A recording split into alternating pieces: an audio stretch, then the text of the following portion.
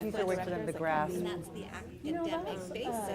And then only later you get to actually, if you're lucky and your teacher gives you a project, you get to apply what you feel about the project. If you want, or you can just knock out the project as the teacher wants it. I got the rest in Monday. But it's still a skill that you're using. But that's why I put that thing in there. I was in the past I've never done that. I wanted people to get a little bit prep You can beforehand. take everyone else's opinion, just put it Again, you would like have just that. come in and the prep was to look on the website and look at the. Yeah, no, that's like a total skill too. Like number one thing they do is the essays for the GED, and they don't answer questions. There's been a whole like range across Oregon. No, not at all. Not at all. There's a whole huge range of familiarity with Even like I standards did, and all. And like that's why we basic talked about writing a like paragraph. different. I like, wanted them to indent other the ones with paragraph. health standards, like hand washing standards in hospitals, food They packaging didn't standards, indent. refrigeration, all that kind of stuff. They It's never like put their to topic kind of build sentence on that their paragraph common. because they got so into what they were writing. I've been doing it in the grade school and So K-12 for a long time. Yeah. So when I got my, Academic skill of I got my giving the master's. teacher what they need so you can get the grade you need. And that's what you do at work too, right? You don't get to do things the way you think they should be done. You have to do the way you have to do it. Or you can learn the skill of persuasively speaking to someone and convincing them to do it your way. And that's a skill too. Yeah, exactly.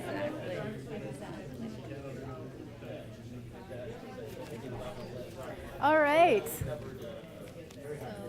We're gonna do our round the table. She's gonna Stare come out ask us. one more time. So from each table, Question. What did we learn? I want to hear. I'm sure you still have It's gonna questions be the same. that were not answered. So I'd like you to maybe share one thing, a question that you got answered that you had originally, and maybe one question that you still have. Now I know how my students feel. All right. So let's start with table one. Well, one question that I still have is the BIS standards aligned with the new GED test? So they are aligned with it. They when they were forming it, the new GED wasn't ready yet, but they had, I think, not demo or like beginning of what the new GED was going to look like. So I know that they built it with the new GED in mind. I don't think it's completely aligned now. I think that's one of the tasks Yeah. for and the I think future. Yeah, I think this is The something revisions. we're going to see on the federal level, is at least, we can say this, the new GED and the Oregon Learning Standards were both referenced to the Common Core and the College and Career Readiness Standards. So they're working from the same base document, which helps. It doesn't get us all the way there. And so that's going to be, I think, especially, I heard you guys talking about the new legislation that's coming up, the new WIOA legislation, which is kind of raising the bar on everything. It's changing our focus in basic skills, and it's fundamentally going to change a lot of the way that we work. One of the things that we do know about the GED and the new legislation is that the GED is no longer going to be a goal area in its own, on its own standing. Getting the GED doesn't get you a goal. It's getting the GED and moving into college or moving into Yeah, of course, yeah. So, do we know how that's gonna be measured? No, we have no idea, and it would be really cool to know, but that's gonna kind of roll out over the next year as we get federal guidance on that. So, yes and no. It's not all the way there, but we did use the same documents to create the new GED and the Oregon Learning Standards. And there was this question that brought out that is it safe to assume that if you get your students to get to level 7, they will pass the GED? I think that's, we have not actually done the side-by-side analysis of that, and we can't even do that with any of the other standardized tests at this point because it's all too new. Doing that kind of norming takes a long time. But that is certainly the intent, and particularly as we go forward and rewrite our standards, now we have the new GED to look at, we can use that to inform our standards too, so that we can make that gap, close that gap. then, so, and any updates to the frameworks that you have, you'll be able to find them here. All the frameworks are there. And like the writing, there were a few writing frameworks that I passed out, but we only had 4. So you can find that here, and then all the updates will be there as they happen. Did you get any questions answered? Please? I know we have it here. No questions answered. Okay. Very nice. Okay. Did you get one? Yeah.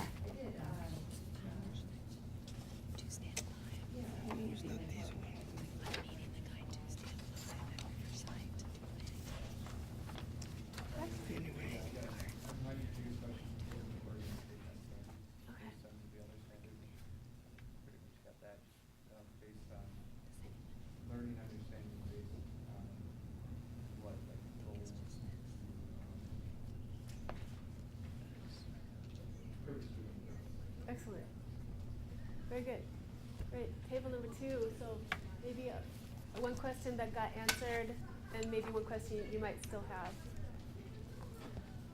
Or just one person. So I had the question when we started, which learning standards should I be using in my ESL classroom? And my answer was all of them at different times. Great. Yeah. Good. And my question was, at the beginning, do colleges use learning standards? And my answer, I guess, is not yet, but obviously they're going to be aligned to the Common Core. So Yeah. it sounds like. Or Predicting well, that. colleges meaning credit classes or non-credit. Are they different? So like one would use learning standards and the other wouldn't? Oh, it's for the community colleges? Mhm. Yeah. Well, ours is adult basic and secondary ed, or ABS, right? Mhm. And so that's non-credit. It would be awesome if credit instructors would use the standards So actually that's kind also, of 2 answers. but it's just a different area of education, and a lot of the credit instructors are content-based. Mhm. They didn't study to be teachers for Mhm. teaching. They're very expert in their content. So this would actually be really great. Yeah, it would. Yeah. So, thank you. Table number 3. A question you got answered, and maybe a question you might still have. I guess a really general question was, I'd like to know some, methods for incorporating the standards. And with these 2 approaches, I think I do have a starting place for that, and we can go in and start planning. Excellent. Anybody have a question that was not answered? I'm just excited about the Math Institute. It's supposed to tie into this. Yeah.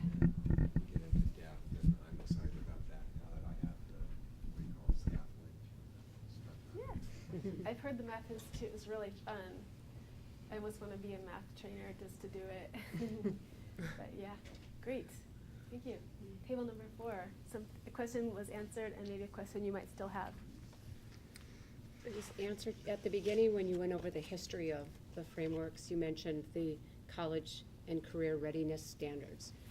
So that kind of, I wrote that down, and a few minutes ago you answered, kind of that the Common Core and the GED and all of that will lead to those. So that you answered that question, but I don't know too much about those, so I'm going to definitely look into them. It's kind of nice to know where we're going, I guess, the next step after GED and where our students will go, yeah. I was impressed by how flexible these standards are. I come from a private school background, and I've never had to deal with it, and I've heard public school teachers talk about what a hassle it can be, but it's not a hassle. I mean, if you look at it from this perspective, and so I look at it as a toolkit, and it's very handy. So I'm excited to use it. And the interesting thing is, a lot of us have been incorporating this in our lesson planning anyway, but now we have vocabulary for it. Very nice. I was just happy that there was kind of like in the beginning, I was like, well, I just want to know how to help students pass, tests or to just improve their skills. And I just was happy that it's like kind of like a guideline to use to get them there. And I'm used to doing that with standards when I taught science, and I just got really good at it. So for me, I like to have a roadmap because you can go anywhere and you kind of need to know where you're headed. And then the one thing I didn't get answered was somebody had mentioned, how can we share things? Is there a place to share, like you mentioned a wiki, is there a place to share lesson plans and stuff like that? So. I'll get back to you in just a Okay. Okay, yeah. Yeah, if you end up going to the institutes, again, the institutes there are 6 days across a school year, and you're at this point you're physically in the location. It's not online right now, and it's 2 days in the fall, 2 days in the winter, 2 days in the spring. So it's different from the online area focus classes, but that's a changing thing. Good. Oh, table number 4. Question you got answered, and a question you might still have. I had a nice broad question of just learning more about the standards. I had seen them when you emailed them out. I had seen them, but they are kind of daunting to just kind of look through by yourself. And so going through, it seemed repetitive sort of to go through everything, but actually for me at least really helps to see what each page actually is telling you, because otherwise I'm just like, it's just a bunch of words. And so now I don't necessarily know all about every standard, but I know how to read these documents and figure out what I need to know about them. Wow. Another paid actor right here. Excellent. That was one of the outcomes of the yellow paper. That was one of the outcomes. Anybody else? A question that was answered or that you might still have? Well, I came into I'm from California, so this is all new to me. And like I think a few folks have mentioned, looking at standards, I was expecting more a K-12 approach, and I was concerned that it wouldn't be as student-focused as it is. But an unanswered question, given that it is student-focused, how can we as teachers instill a sense of ownership among the students to learn, and not just I know we're not depositors of knowledge, but I'm not sure if I'm making myself clear, but how to instill not a sense of urgency, but just a desire for them to take ownership of learning. And that's where that purposefulness comes in, but I know it's a certain student group might not have defined purposes, and they might not have the need to make definitions. So I can see how it can be challenging. Most students have purpose, but yeah. Well. I have a question. Yeah. And it's about the reading strategies, and I like these the language bookmark things. I'd like to get another copy of these. And I know they're based on cognition science, how people learn. They make predictions about what they're reading. Does it help to explicitly teach students, and how willing are students to go along with, look at the title, headings, and pictures to help you understand, predict what you will read? And I've kind of tried to do that before in class, and I never have gotten an enthusiastic reception about what do you think is going to happen next. I don't, it's what I get. Does it help? I know this is how we think. This comes from cognition science. That I know. Does it help to explicitly tell students to do that? If you show them pictures of like activated brain, like neurons and all that, and show them how, when the brain is activated, you can build this active learning kind of background knowledge, so that they have more of a purpose on which to attach this, looking at previewing and that kind of stuff, looking at titles, subtitles, all that.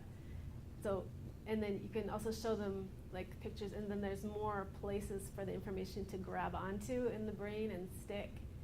And how I do it is I say tie it to not wanting to waste their time, basically, and thus we're going to be as efficient as possible you know, you don't want to read this whole thing and not get it. Let's find more ways to get it more quickly. That's the way I build it. And then it's like, oh, they have a reason to. I've had the same experience. I'm kind of changing my method, and I'm approaching it from this active learning theory thing, but helping them, building their transparency, their metacognition about what's actually going on in their brain. I think that's one of the great things about working with adults is you can say to them, you know, here's why we do this. You know, we're going to learn this strategy, and it may not work for everybody, but here's why we do it. And you do. You show them a picture of the brain, and you say, this technique activates this and this and this, and it helps you do this and this and this. And because, I mean, our adult students they're our learners, but they're also our peers. They are other adult learners, just like we are. And so we can say to them, you know, this is something that helps me, or this is something that has helped students that I've worked with in the past, and it's a technique that works with adults. And, you know, you're not going to have that same peer relationship with a child in a classroom that you're going to have with another adult learner. You actually become kind of, I guess their tour leader through education, as opposed to the one who knows it all. Because we don't, we know that, and our students actually know that too. But it's more like you would go to your lawyer or to your doctor. We are their consultant. We are their education consultant. And that's because we've studied education, and so this is stuff we know. And we can communicate to them. They've got their areas of expertise, you've got your area of expertise, and that's why they're there, and that's why you're there. And especially when we work with students from so many cultures where the culture of education may be different, and the American education system is really, especially now, it's much more based on active learning and critical thinking, problem solving, and a lot of our students, our ESL students, come from a lot of different backgrounds where that might not be the model of education. So there's a cultural, you know, conversation that can go on when you're talking about the active learning before you do that previewing stuff. Yeah, Phyllis. Yeah, teaching adults, I know what you're talking about. It's like, well, this sounds like elementary school, but I kind of approach it this way, and that is, okay, what problems do you have? And I slap up a really difficult textbook from, you know, I don't know, chemistry or something really hard. Okay, I let them sort of, you know, challenge themselves through it for a couple minutes, and what made it hard for you to read this? And you get everything from, well, the language, or I don't like this subject, or I started to fall asleep in paragraph 3. And then starting from there, well, here's some tools for you. You know, so just stuff. That's great. Phyllis? Yeah. Phyllis is a reading teacher expert.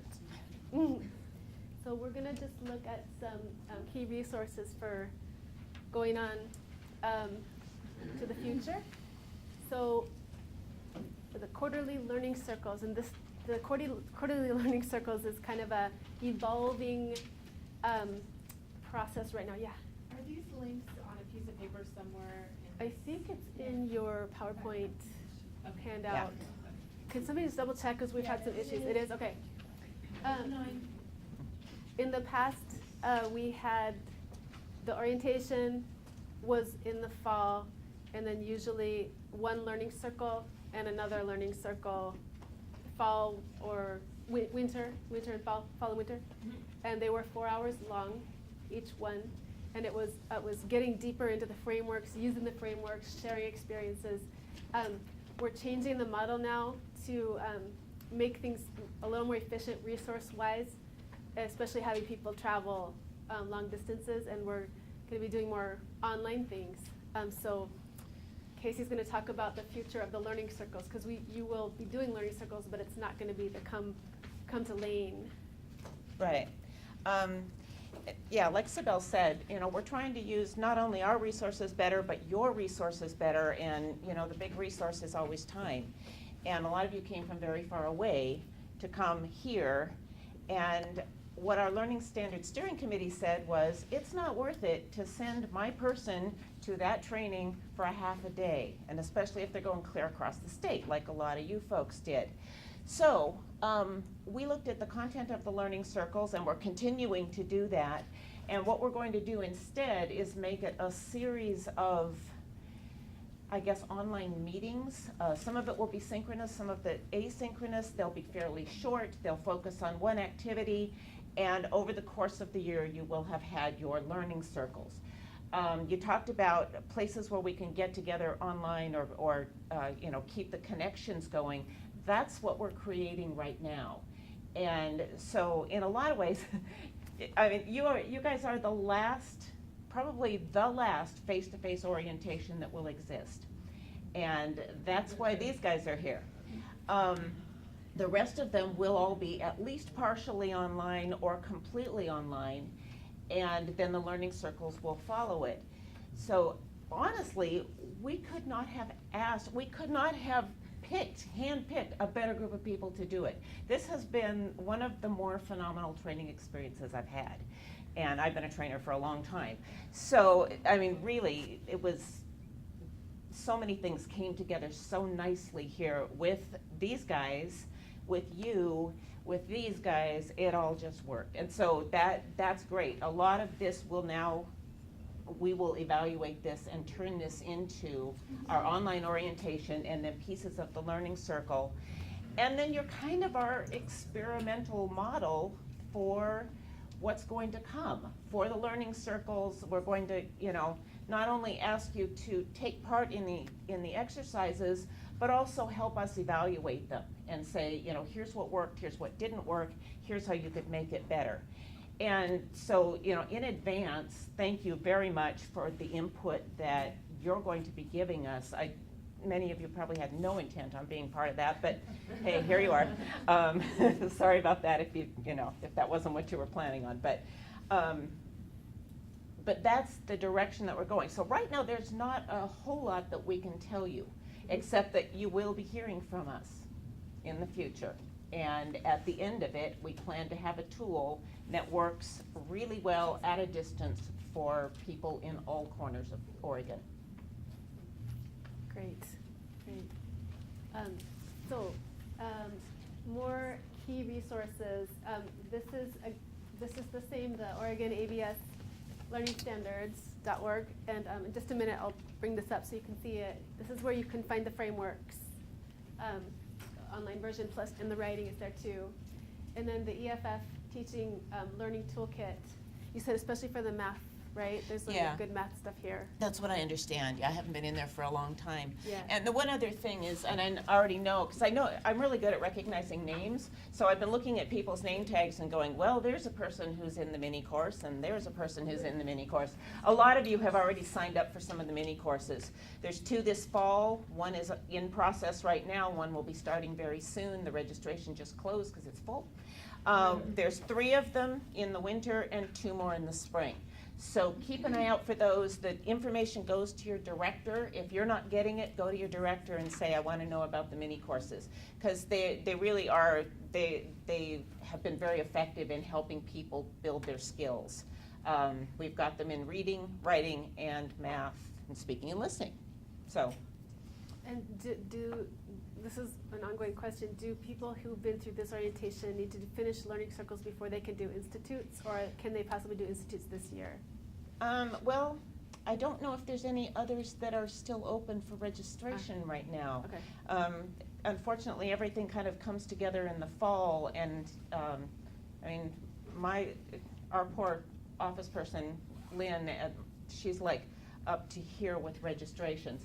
So that's something your directors should actually know. They've got the timelines on when those can happen. I think if there are still openings in any of the institutes that are left, I personally don't see any reason why you couldn't do them. You would have to also do learning circles along at the same time, but they're going to be very different experiences. Yeah? Learning circle is not a mini course?